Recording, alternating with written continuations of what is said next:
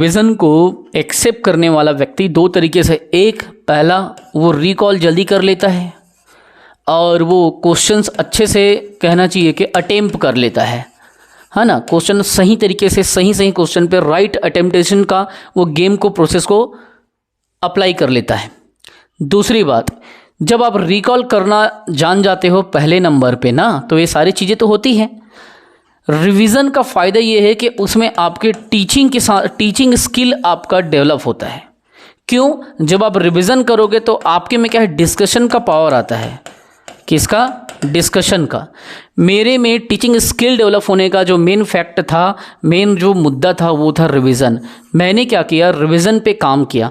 मैं कभी भी एक टॉपर तो नहीं रहा हूँ, एक बड़ा सा जीले में टॉप करने वाला बड़ा टॉपर ऐसा तो कभी नहीं रहा हूँ, लेकिन इतना मुझे पता था कि मुझे किसी चीज़ को अगर पास करना है तो मैं क्या करता था, जो चीज़ें मेरे पास मेरे टीचर ने मुझे पढ़ाया है मैं उसी पे काम करता था। मैं उसको क्या करता, रिवाइज़ करता था। जितना ज़्यादा मैं रिवाइज़ करता था, जितना ज़्यादा मैं रिवीजन करता था, मैं रिवीजन करके सही नंबर ला करके निकल जाता था।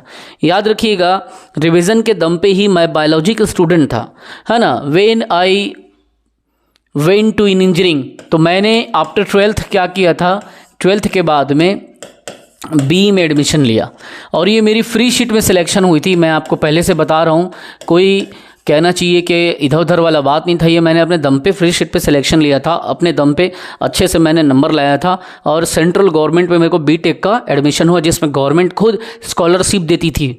55,000 रुपये का छात्रवृत्ति मिलता था और उसी छात्रवृत्ति से मैं पढ़ता था। साथ में मैं टीचिंग कराता था। किसका? इंग्लिश से मैंने अपने करियर को चालू किया था। इंग्लिश पढ़ाता था कोनी बिलासपुर में। तब जा कर के फिर मैंने वहाँ पे फ्री शीट में इंजीनियरिंग किया। उसके बाद इंग्लिश पे मैंने ट्यूशन लिया। देन उसके बाद में इंग्लिश के बाद से फिर मैं कंटिन्यू कोचिंग ले रहा हूँ और यही मेरी लाइफ है ना। सबकी अपनी ड्रीम होती है, सबकी अपनी लाइफ होती है। तो ये वहाँ तक पहुँचने का एक ही रास्ता था मेरे पास, वो था रिवीजन। जो जितना रिवीजन करता है, याद रखिएगा, रिवीजन जो है इंसान को निखारता है। इसीलिए बार बार समझा रहा हूँ कि आप रिवीजन करें, रिकॉल बढ़ेगा। और जब आप रिवीजन करते हैं तो रिकॉल के बाद में आपके टीचिंग स्किल, आपके डिस्कशन से आपका इम्प्रूवमेंट होता है ना। ये सब चीज़ें कैसे आएगा? आपके रिवीजन से आएगा।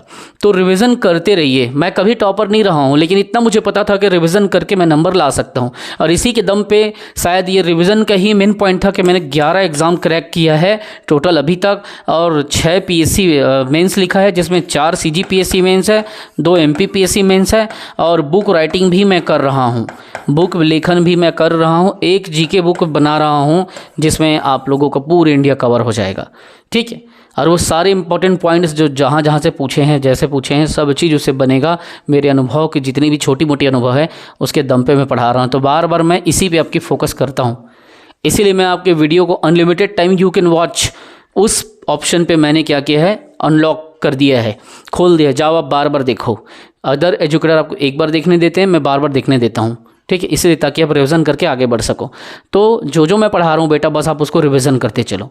ये ना सोचो सर बहुत डिटेल पढ़ाते हैं, सर बहुत टाइम टेकिंग लेते हैं। नहीं, डिटेल पढ़ा रहा हूँ इन द सेंस कहीं ना कहीं वो प्रॉफिट देगा, कहीं ना कहीं आपको बहुत काम आएगा। ये नहीं कहता कि आप नोट्स बनाओ, लेकिन ये जरूर कहता हूँ मेरी वीडियो को 20 बार 25 बार आप स्टडी करो, समय निकालो। टाइम नहीं दोगे तो शिक्षा में आप आगे नहीं बढ़ सकते। अगर आपको शिक्षा में आगे बढ़ना है, अगर आपको जानना है कि कैसे हम आगे बढ़ें, तो अब आपको क्या करना पड़ेगा, तब आपको मेहनत करना पड़ेगा, रिवीजन करना पड़ेगा, समय देना पड़ेगा, टाइम टू टाइम आपको रिकॉल करना पड़ेगा, इंपॉर्टेंस वैल्यूज़ को आपको क्रिएट करना पड़ेगा। वो कैसे आएगा? वो आपके रिवीजन से आएगा, सेटअप से आएगा। आप माइंड को जैसा सेटअप दोगे, जैसा दिशा दोगे, वैसे ही आपका नाम होगा, वैसे ही आपका काम होगा। जय हिंद।